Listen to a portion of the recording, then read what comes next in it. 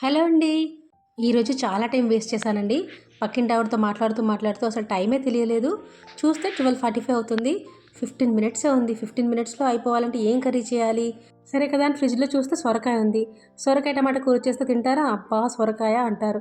దాన్ని కొంచెం టేస్టీగా, హెల్తీగా చేయడానికి ఇలా ఆయిల్ వేసేసి చక్కగా ఆవాలు, పచ్చిమిర్చి, ఆనియన్స్, తురిమిన అల్లము, కరివేపాకుతో పోపు పెట్టుకొని మంచి కలిపేసుకోవాలి. దాంట్లో అదే సొరకాయని చిన్న చిన్న ముక్కలుగా కట్ చేసుకోవాలి. దాంతో పాటే క్యారెట్, టమాటో, మీ దగ్గర ఇంకా ఉంటే ఇంకా బీట్రూట్ కూడా వేసుకోవచ్చు. కానీ ఈ కూరగాయలే ఉన్నాయి నా దగ్గర ఫ్రిడ్జ్‌లో. సో ఇవే వేసేసి చక్కగా కలిపేసుకొని కొద్దిగా సాల్ట్ వేసి మూత పెట్టి ఉంచాను. అది మగ్గిపోయే లోపల తియ్యటి కమ్మటి పెరుగుని చిలక్కొట్టుకోవాలి. కొద్దిగా కొత్తిమీర వేసేసి మంచిగా కలిపేసుకోవాలి. చూడండి, మీకు చూపించడానికి దగ్గరగా చూపిస్తున్నాను. తర్వాత ఓపెన్ చేసి చూస్తే సొరకాయ కదా, చక్కగా నా మాట విందనమాట. చక్కగా మగ్గిపోయింది. ఇప్పుడు ఇందులో టేస్ట్ కోసం ఇలా శనగపిండిని వేసి మంచిగా ఫ్రై చేసుకుంటే మంచి స్మెల్ వస్తుంది. అదే మరి కబూర్లలో పడితే వంట చేయడం మర్చిపోయాను.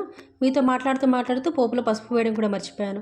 అది కాస్త ఇప్పుడు వేసేసి మంచిగా కలిపేసుకున్నాను. ఆ తర్వాత స్టవ్ ఆఫ్ చేసుకున్నాను. ఆగండి, ఇప్పుడే వంట అయిపోలేదు, కొద్దిసేపు ఓపిక పట్టండి. ఇప్పుడే మనము చిలకొట్టుకున్న పెరుగును వేయాలి. దానికి స్టవ్ ఆఫ్ చేసుకుని మాత్రమే కలుపుకోవాలి. స్టవ్ ఆన్ చేసి ఉంచితే పెరుగు పగిలిపోయి ముక్కలు ముక్కలుగా అనిపిస్తుంది. నాకెందుకో ఇలాగే కరెక్ట్గా అనిపిస్తుంది. తర్వాత నీళ్లు అన్నీ అడ్జస్ట్ చేసుకోవాలి, ఎంత లూజ్గా కావాలో అంతవరకు. తర్వాత చక్కగా కలిపేసుకుంటే ఇప్పుడు మన పెరుగు పచ్చడి రెడీ అయిపోయింది. బెల్ కూడా మోగింది. కరెక్ట్గా 15 మినిట్స్ అయిపోయింది. టాటా బాయ్ బాయ్, ఉంటాను మరి.